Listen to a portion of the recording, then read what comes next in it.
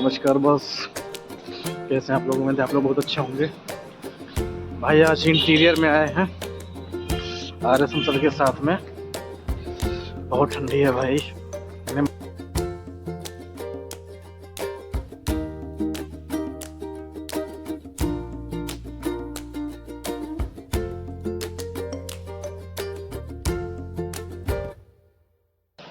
ये है जो हमारा इंटीरियर है, वास्तव में इंटीरियर में है। आप देख रहे हैं सरसों के फूल लगे पड़े हैं और इसका सीजन आ गया है, अपने उफान पे है ये। तो ये सब देखने में काफ़ी अच्छा भी आता है, नेचुरल है।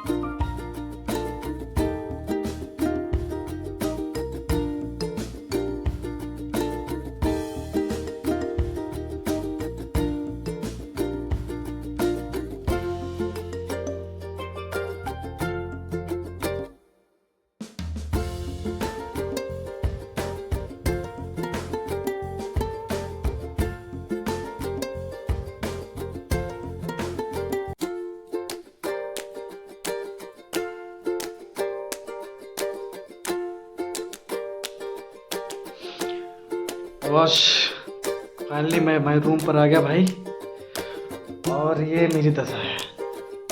मतलब मफलर को पूरा लपेट के, कान में पूरा लपेट के तब मैं चश्मा लगाता हूँ, जिससे चश्मा रुका रहे, क्योंकि वरना चश्मा गिर जाता है। गिरने का कारण ये है कि जिसे नहीं लगाते हैं या नहीं लपेटते हैं, फिर मफलर के ऊपर जाएगा, ढीला पड़ेगा, फिर निकल जाएगा ही। उसके बाद फिर मैं हेलमेट लगाता हूँ भाई।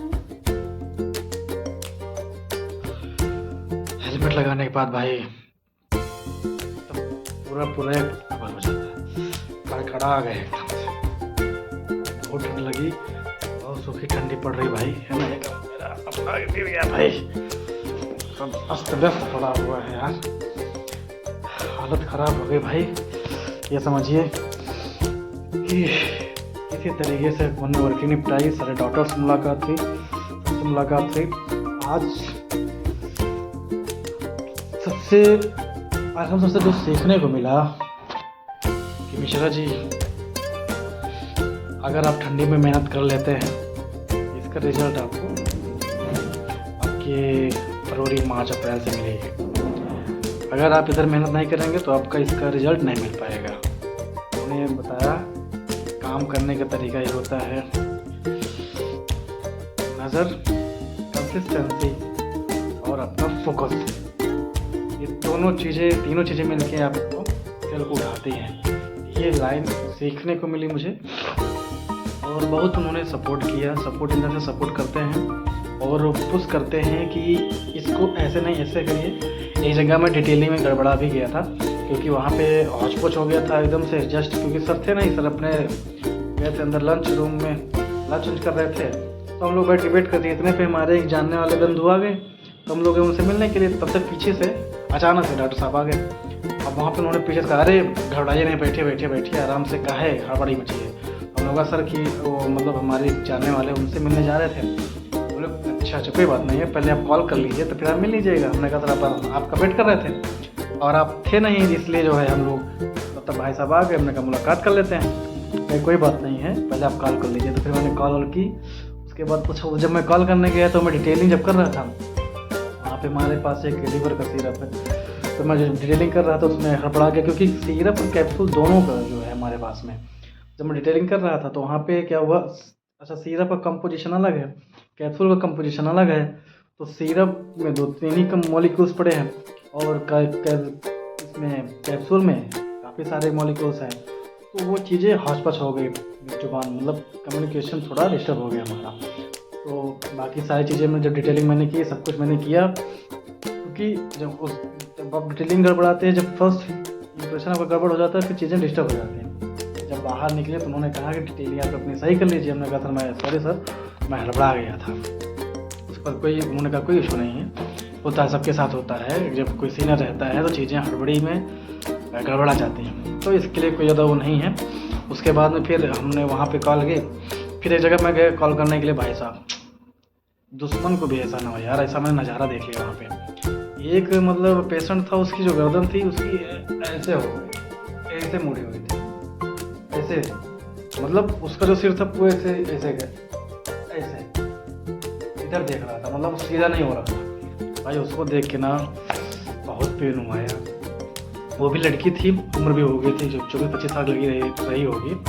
मैंने कहा यार दुश्मन को भी ऐसा ना हो, है ना। अब एकदम बेचारी हो परेशान।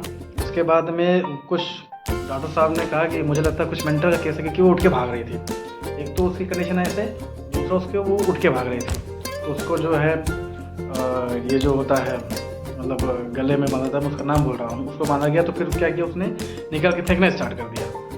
वो बर्दाश्त नहीं कर पा रहे थे। सब ने पूछा क्या हो गया, क्या हो गया। तो उन्होंने कहा कि कुछ नहीं, मुझे भी नहीं मालूम है, मैं इसे नहीं पहनना चाहती हूँ। कहा के बाहर से फेंक दिया उसे। फिर जो है वो बाहर भागना स्टार्ट कर दिए। पकड़ा गया, उसे पकड़ लेकर आया गया। फिर डॉक्टर साहब ने कहा कि ऐसा करिए, पहले आप इनको न्यूरो को दिखाइए, कुछ इशू आ रहे हैं, कुछ इशू लग रहा है कि इनको न्यूरो की प्रॉब्लम है। फिर गए भैया वहाँ पे, फाइनली उनको जैसा भी उन्होंने दिखाया नहीं दिखाया भगवान जाने। उसके बाद फिर हम लोगों ने उनकी कॉल की। वो जो मंजर था भाई साहब, काफ़ी मतलब डिस्टर्ब करने वाला पॉइंट था यार। ऐसा किसी के साथ ना हो यार। देखो ना, हमारी जो शरीर है ईश्वर हमें बढ़िया से अपनी ब्लेसिंग दे, और जो जहाँ रहे खुश रहे, संपन्न रहे, खाता पीता रहे। शरीर में अगर ऐसी कोई चीज़ हो जाती है बहुत तकलीफ होती है। एक तो यंग है, दूसरा ऐसी सिचुएशन है कि वहाँ पे किसी को कोई बस नहीं है, वहाँ पे डॉक्टर ही कुछ कर सकता है। इस साइड में इसका इलाज चल रहा था, तब ऐसे था। लेकिन कल रात में क्या हुआ उनके साथ में, वो सोई हैं और उनके गर्दन ऐसे हो गई, मतलब तिरछी ऐसे। डॉक्टर भी कुछ समझ नहीं पाएगी, इधर तकलीफ इधर है, ऐसे इधर क्यों हो गया, मुड़ ही नहीं रहा था। हमने कहा यार मैं समझ नहीं पा रहा हूँ कैसे पॉसिबल है ये। फिलहाल उनको फिर उन्होंने भेजा, गए अपना न्यूरो को दिखाए होंगे नहीं दिखाए होंगे वहीं पर वो जाने। लेकिन ये कंडीशन निकल गई भाई, जो बहुत मतलब काफ़ी ज़्यादा मतलब पेनफुल था यार। ऐसा किसी के साथ ना, दुश्मन के साथ भी ना हो, हाँ। बाकी सेल का प्रेशर आएगा और उसकी शुरुआत हो गई है। उसने कहा कि आप ऐसा जाइए, इतनी भयानक सर्दी में। उन्होंने कहा लोकल इंटीरियर में भी और आगे जाना पड़ेगा। तो हमने कहा सर कैसे पॉसिबल होगा, मुझे लोकल छोड़िए, बट मानने को तैयार नहीं। कंपनियाँ हैं, देखते हैं क्या हो सकता है। प्रेशर आना स्टार्ट हो गया भाई, है ना। तो आज का ब्लॉग मैं यहीं पे एंड करूँगा। मैंने चल रहा हूँ, अपना कपड़ा उतारूँगा भाई, फ्रेश होऊंगा, उसके बाद फिर कल मिलेंगे हम लोग।